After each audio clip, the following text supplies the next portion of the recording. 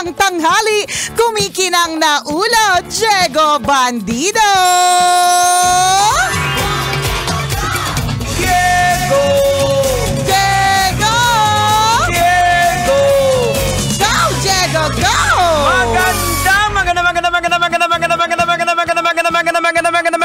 Magandang tanghali! Kumikinang ina!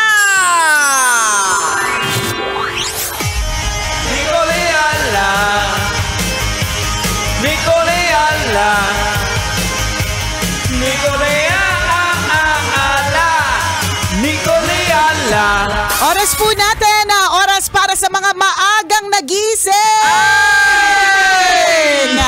Shout out sa lahat ng mga maaga ang gising. Ano po dahilan? Kung bakit maaga po ang gising ninyo? Sana ang dahilan dahil merong importanteng pupuntahan, merong pagkakakitaan, di ba? Okay lang gumising ng maaga, basta ang mahalaga may pagkakakitaan, di ba? At saludo sa maagang nagigising na ngayon, ang lakas pa rin ng enerhiya. Ay, nako, pak na pak.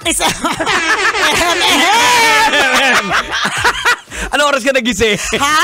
Ano? 4 a.m. Yan! Oh, guys, in a scale of, ikano oras ka nagising? Mga ganun din, mga alas ganun 4. din. Sige, 4 a.m. tayo nagising.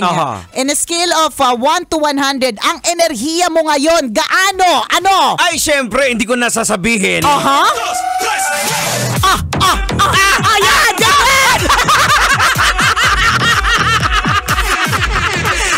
Hindi nyo nakita yung sayaw niya, pero ang ibig sabihin po nito ay enerhiyang walang skolyosis. Correct. Yan. Ikaw, in a scale of 1 to 10, Nicole, ano ang iyong enerhiya? Ay nako, kailangan pa bang i-memorize yan? Hindi ko na din sasabihin, pero ipapakita ko.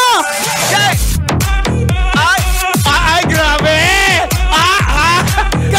Namatay! Nag-blackout yung camera namin. Namatay yung TV! Hindi kinaya. Ewan ko ba? Alam mo, minsan nagtataka din ako sa sarili ko na and late ako natulog kagabi mga magwawan kasi meron akong basta meron akong inantabayanan. Magwawan pa yan, nagising alas 4. Alam na! Ibang Nicole Ayala! Ayan na! O, yung likod mo! Aray, masakit! Masakit po, guys! Masakit ang likod, pero ang mahalaga, hindi halata! O, ganito lang talaga kami pagsabog.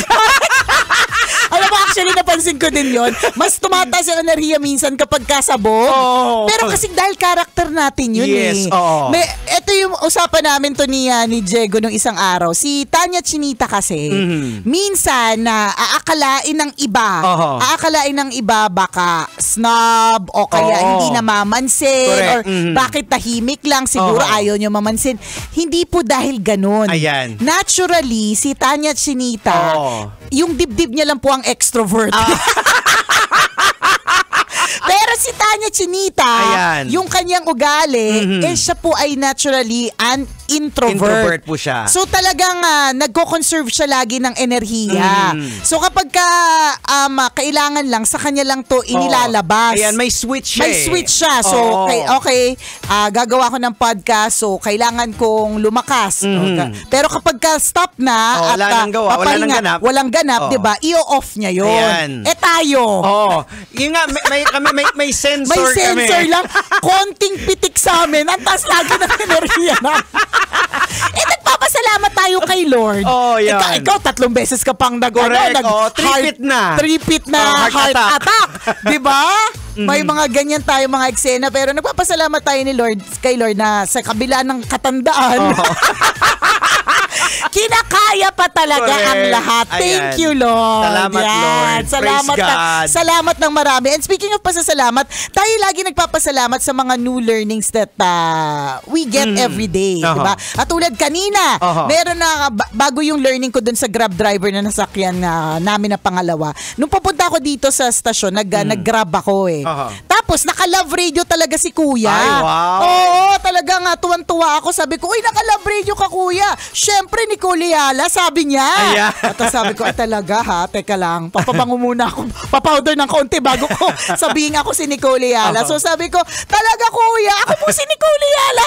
At tuwang-tuwa siya. Wow. At alam mo, sa sobrang tuwa, Jigs, hindi niya ako pinagbayad. Alam mo, sa tanan ng buhay ko, ngayon lang ako nilibre. Ay! Pero alam mo, sa totoo lang huwag ka manghinayang kuya ha. Handa na po yung 1,000 ko. Yeah. Ibibigay ko sa'yo, Ayan. Kuya Michael Alcozar Saba. Maaga pa lang daw, sabi niya, grabe, matagal na ako nakikinig sa'yo, Nicole. Sabi niya, nakakatuwa yung mga banatan ninyo ni Chuper noon at ni Diego Bandido ngayon. Ayan, si Kuya Michael Alcozar Saba. Hindi niya talaga ako pinagbayad, Ay, promise. talaga? As in. Boss, maraming salamat. Thank you very much. Salamat at pinapabati niya rin ang kanyang asawa na si Jackie Saba. Ayan. Salamat kaya sabi ko kay dun sa isa nating kasama dito, uy, bigyan na lang natin ng souvenir na cap. Alam mo, sa totoo lang yung mga souvenir ng Love Radio, mas mahalaga po siya kaysa sa pera. Correct. Kasi yung pera pwede mong kitain. Tama, Yung Love Radio souvenir, limited edition. Limited edition po talaga sila. So, hi po sa iyo kay Kuya Michael. Salamat ng marami at natutuwa ako dahil inumpisahan ko yung araw ko na meron tayong kabisyong Chuper na talagang nakatutok sa Love Radio. Salamat Kuya Michael Saba. Yung pangalawang sinakyan namin. Ito na naman, grab na naman uli. Grab na naman. Ito yung sinasabi kong may mga natutunan na to ako. At ang natutunan kong una, mali tayo ng karir na pinasok, Diego. Bakit? Kasi, ang ganda pala ng kitaan sa Grab. Ala! Sabi ko, magkano po yung mga kitaan dyan? Sabi niya, basta ang sinabi niya sa akin is, yung petix pa, yung chill ka lang. Doon tayo sa medyo tamad. Medyo tamad na na biyahe. Correct ka. Ano na kagad yung parang 1,000 neto na. One day. Kada araw? Kada araw. Di ba? Mas mataas kaysa sa daily mo. Dito. Nag-overtime ba tayo? Minsan, di ba na-approve? Di ba? Oo. Pagka masipag-sipag ka, 2K. Pag tinodo mo, like talagang parang hindi ka na natutulog, bida-bida talaga. Ganito ka sa enerhiya. Parang tayo, bida-bida palagi. Mga 3K a day. 3K a day? So, ang natutunan ko talaga dito, mali tayo ng karir na pinasok. parang nasa abroad din sila sahod nila. Kaya pala, Jegs, minsan, pag nakakasakay ako sa mga ganyan, tinitingnan ko yung chopper. Hindi naman sa nagja-judge or whatever. Tinitingnan ko, yung alam mong yung kutis na makinis na balat na parang lumaki sa aircon. So parang feeling ko, ito yung mga dating nag-work na mga professionals elsewhere. Tapos hindi siguro kasing laki yung kinikita, ganyan, na nag-shift into this. At ang galing kasi meron talagang industriya na ganito. Di ba dati walang ganito? Correct, totoo. Walang ganitong klaseng industriya. Ang galing, andun lahat tayo sa opisina. Oo. Hindi ka cool pag hindi ka nag-uopisina. Correct. Naalala mo yung panahon natin na cool pag nagtatrabaho ka sa isang food chain? Yan, diba? Totoo. May ganyan. Ngayon, cool kapag ang work mo ay work from home. 'Di ba? Iba na talaga. Dati parang ang mga trabaho is manager, supervisor, may ganyan Ngayon, magugulat ko dun sa mga title, yung title ng trabaho nila. Ano yun, 'di ba? Hindi mo na maintindihan. Hindi mo talaga maintindihan. Pero nakakatuwa. So, yun yung parang isa sa mga learnings ko na, alam mo, in life, magsisipag ka lang din talaga. And yung natutunan ko doon is, kapag ka talaga extra masipag ka, extra din talaga yung kita mo. Kapag petix-petix ka lang, chill-chill ka lang, medyo wali-wali din yung kita mo. Diba? Shoutout natin yung na-meet natin, pati yung Team 37 ng Grab. Ayan, maraming salamat sa inyo. napakarami daw nila na nakatutok lagi sa radyo at tinuro namin na kung paano na ilagay sa Love Radio. At ang swerte, anong pangalan ni Sir kanina? Yung una. Hindi, yung pangalawa, yung nasakyan nyo. Ay, si Kuya si Kuya Ermi Magano. Ayan. Sir Ermi, maraming salamat. Magano. Tsaka swerte din ni Sir Ermi kasi first time niya nakilala yung bago nating DJ na mula sa North Korea. Correct! Siya ang, nako, yung katabi mo, yun yung galing North Korea, Kuya Ermi. Ang maganda dito, may video tayo. Yan, Pwede mong iyabang sa mga tropa mo. Correct. na, ito yung opa mula sa North Korea. Akong unang tsuper na nakakilala sa kanya. Correct. So, hindi na lang opaw yung mapapakinggan, may opa na. Pero wag ka. Ang upaw ng Love Radio na si Diego Bandido, merong magandang misis na nagse-celebrate ng birthday today. Happy birthday sa aking pinakamamahal na asawa. Ayan. Focus naman natin. Batang-bata, sariwang-sariwa. Batang-bata yung pangalan. Incarlita. Alam mo, wag mo talagang gamitin Encarlita. Alam niya lang 40 ka na. At may kwento yung pangalan. Encarlita. Dalawang lola yan. Encarnacion at Leticia. tayo yung mga biktima ng pinagsama-sama pangalan ng mga lolo't lola, nanay, tatay. Tama. Ay nako, Encarlita. AKA Mami Let. Happy birthday! Yan. Ang babaeng nasa likod po ng ating mga buhok. The wind beneath your wig. Ayan, ayan. Happy birthday sa iyong misis. At sa lahat ng mga nag-celebrate ng kanilang mga birthday, enjoy your special day. Kung kayo po ay feeling generous today at birthday ninyo, bekana man! Ayan, one thing na pasalamatan natin kay Lord kasi umabot kayo sa edad na ganyan. Ay, totoo yan. Oo. Minsan na nagrereklamo tayo na, o kaya ayaw pa nating sabihin yung tunay nating mga edad, di ba? Pero it is a blessing na umabot ka sa age na yan. Kasi may mga iba ang inabot lang ay 4 years old, 4 months, 4 days, 4 seconds, di ba? Pero ikaw, 45. Yan. Di ba? Ilang taon ka na nga? Ayun nga, 45. Pati edad hindi ko alam.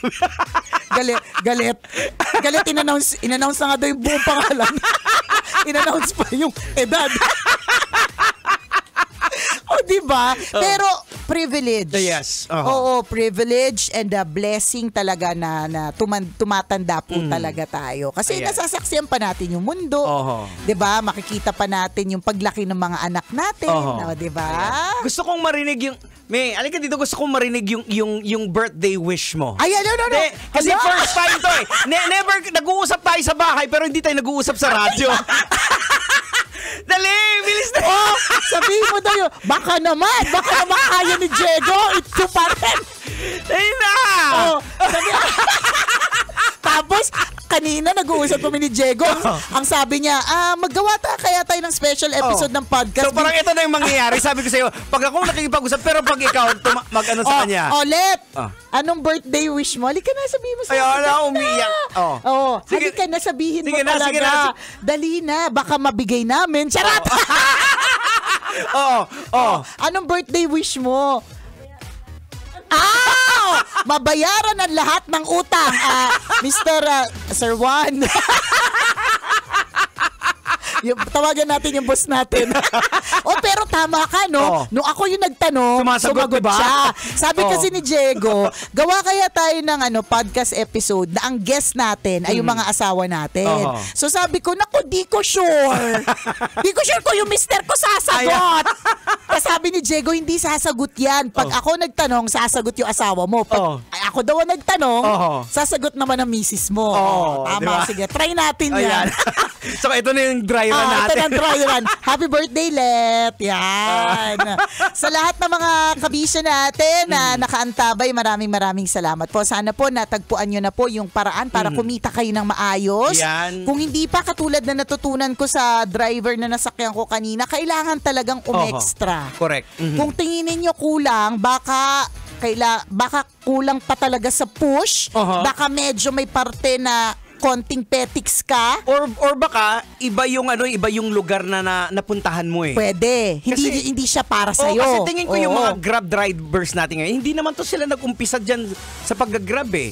Dati may mga opisina, yung iba, may kanya-kanyang trabaho. Correct, diba? Hanggang sa na-discover na, ito pala yung para sa akin. Pa yung oras ko. Correct. Yun yung sabi nila para lang ako namamasyal. Yan. At saka maganda, they get to meet different people every day. Diba? May mabait, correct, mayaman, may saltek, may sapak, may amoy. Basta, shout out sa lahat ng mga tsuper na nakatutok sa atin ngayon. Oras natin mga kabisyo. Ganap ng 12:39. Ako pong kumikinang na ulo, Diego Bandido. At akong kumikinang ina mo, Nicole Yala. Kailangan pa bang i-memorize yan? Basic!